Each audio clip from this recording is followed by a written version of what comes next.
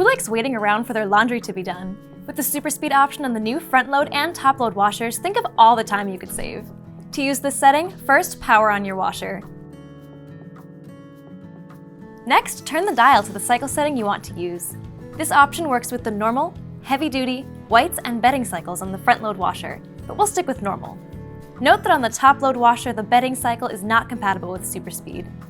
Change the cycle settings as desired, like the water temperature, number of rinses, spin speed, and the soil level of the load. Note that changing these settings will affect the time of your cycle.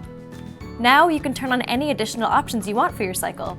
We want to use super speed. Then just press and hold to start. With the super speed setting, a normal cycle should be done in about 30 minutes on the front load washer and about 36 minutes if you have the top load washer. This may vary depending on other cycle settings and load size.